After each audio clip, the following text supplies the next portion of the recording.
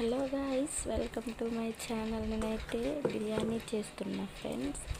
దానికి కావాల్సిన కొంచెం చికెన్ తీసుకున్నాను. నేనైతే 1/2 kg చికెన్, కారం 2 టేబుల్ స్పూన్స్, స్పైసీ ఎక్కువ కావాలనుకుంటే 3 స్పూన్స్ వేసుకోండి. 1 టేబుల్ స్పూన్ పసుపు, అలాగే సరిపడినంత ఉప్పు, అలాగే గరం మసాలా, ధనియాల పౌడర్ వేసుకొని 2 టేబుల్ స్పూన్లు పెరుగు వేసుకున్నాను ఫ్రెండ్స్. పెరుగు వేసుకున్న తర్వాత దాన్ని బాగా మిక్స్ చేయాలి. దాంట్లో కొంచెం పుదీనా, అలాగే కొంచెం కొత్తిమీర, ఫ్లేవర్ బాగుంటుంది పుదీనా ఎక్కువ వేసుకుంటే. ఇంకా బాగా వాటిని మిక్స్ చేయాలి. ఇలా బాగా కారం, పసుపు పౌడర్, ధనియాల పౌడర్, అలాగే అన్నీ బాగా కలుపుకోవాలి. మొత్తం కలిపిన తర్వాత లాస్ట్లో కలిపేసిన తర్వాత ఒక 2 టేబుల్ స్పూన్ అల్లం వెల్లుల్లి పేస్ట్ వేసి బాగా కలిపేసుకోవాలి. కలిపేసుకున్న తర్వాత దాని మీద కొంచెం మూత పెట్టేసి 1 గంట పాటు నానబెట్టుకోవాలి ఫ్రెండ్స్. తర్వాత ఒక ప్యాన్ పెట్టేసి, అంటే బిర్యానీ వండడానికి, అందులో ఒక 3 టేబుల్ స్పూన్ ఆయిల్, అలాగే బిర్యానీ ఆకు, కొంచెం మిరియాలు, అలాగే లవంగాలు, 2 యాలకులు వేసేసిన తర్వాత ఉల్లిపాయలు వేసాను. ఉల్లిపాయలు బాగా బ్రౌన్ కలర్లోకి రావాలి ఫ్రెండ్స్. అలా బ్రౌన్ కలర్లోకి వచ్చేదాకా సిమ్లో పెట్టుకొని వేగించుకోవాలి. తర్వాత 2 పచ్చిమిర్చి పొడవుగా కట్ చేసి వేసుకోవాలి. ఇలా బ్రౌన్ కలర్ వచ్చే వరకు బాగా ఫ్రై చేసుకోవాలి ఫ్రెండ్స్. కలర్ఫుల్గా ఉంటుంది. తర్వాత కొంచెం పుదీనా, కొత్తిమీర వేసుకొని బాగా ఫ్రై చేసుకోవాలి. అవి వేగాక ఒక టమాటో కట్ చేసి చిన్న చిన్న ముక్కలుగా కట్ చేసుకొని పెట్టుకోవాలి ఫ్రెండ్స్. ప్లీజ్ నా ఛానల్ని సబ్స్క్రైబ్ చేయండి, నాకు సపోర్ట్ చేయండి ఫ్రెండ్స్. ఇంకా మంచి మంచి వీడియోస్ నేను అప్లోడ్ చేస్తాను. సో ఉల్లిపాయలు వేగిన తర్వాత టమోటా వేసుకోవాలి ఫ్రెండ్స్. నేనైతే 2 టమోటాలు వేసాను. నేను కొంచెమే చికెన్ తీసుకున్నాను. అవి పెద్ద పెద్ద పీసులు కట్ చేసుకోవాలి ఫ్రెండ్స్. బిర్యానీకి చాలా బాగుంటుంది. వేగిన తర్వాత జీడిపప్పు వేసుకోవాలి ఫ్రెండ్స్. బిర్యానీ తింటుంటే మధ్య మధ్యలో జీడిపప్పు తగులుతూ ఉంటే భలే ఉంటుంది కదా టేస్ట్.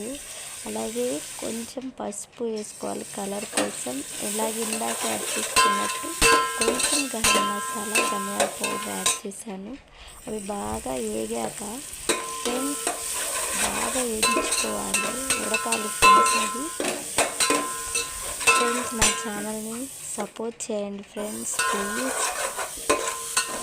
నేను ఇంకా కుకింగ్ వీడియోస్ మంచిగా పెడతాను. Please support my channel friends. నా వీడియో నచ్చినట్లయితే తప్పకుండా లైక్ చేయండి, షేర్ చేయండి, సబ్స్క్రైబ్ చేయండి ఫ్రెండ్స్. సబ్స్క్రైబ్ చేయడం అస్సలు మర్చిపోవద్దు. సో ఇలాగా గంట పాటు నేనైతే నానబెట్టేసాను. మసాలాలు బాగా పట్టేసిన దాన్ని ఇదిగో ఇందులో వేసేస్తున్నాను ఫ్రెండ్స్. మొత్తం వేసేయాలి. సో లాస్ట్లో అతక్కుపోయిన అల్లం వెల్లుల్లి పేస్ట్ కూడా మొత్తం వేసేసుకున్న తర్వాత అవి బాగా కలిపేసుకోవాలి ఫ్రెండ్స్. బాగా ఉడకాలి. ఒక 10-15 నిమిషాల పాటు మనం బాగా ఉడికించుకోవాలి ఫ్రెండ్స్. చికెన్ అనేది ఉడకాలి కదా.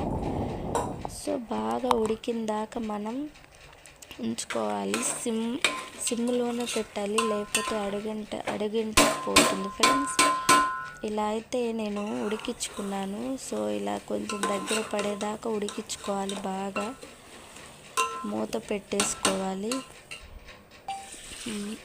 ఉడికిన తర్వాత ఇట్లా మనం 3 గ్లాసెస్ బియ్యం వేసుకుంటే 5 గ్లాసెస్ వాటర్ పోయాలి ఫ్రెండ్స్. నేనైతే 3 గ్లాసులు బియ్యం నానబెట్టేసుకున్నాను. 1 గంట పాటు నానబెట్టుకుంటే బాగా ఉడుకుతుంది. సో వాటర్ అయితే వేసాను. బాగా తెరలనివ్వాలి ఫ్రెండ్స్. ఇదిగోండి ఇలా అయితే వచ్చిద్ది. తెరిలిన తర్వాత ఆ బియ్యం అందులో వేసేయాలి. కొంచెం కూడా వాటర్ ఉండకూడదు అందులో. వాటర్ లేకుండా బాగా వాటర్ అంతా వడగట్టేసిన తర్వాత అందులో బియ్యం వేసేయాలి. సో ఇది తిప్పుకుంటూ ఉండాలి, ఎక్కువ తిప్పకూడదు ఫ్రెండ్స్, రైస్ అనేది ఇరికిపోతుంది. నేనైతే నార్మల్ రైసే తీసుకున్నాను, బిర్యానీ రైస్ తీసుకోలేదు.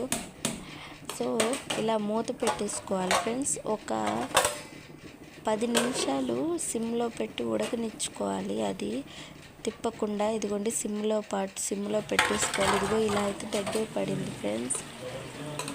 భలే వచ్చింది అయితే బిర్యానీ మాత్రం.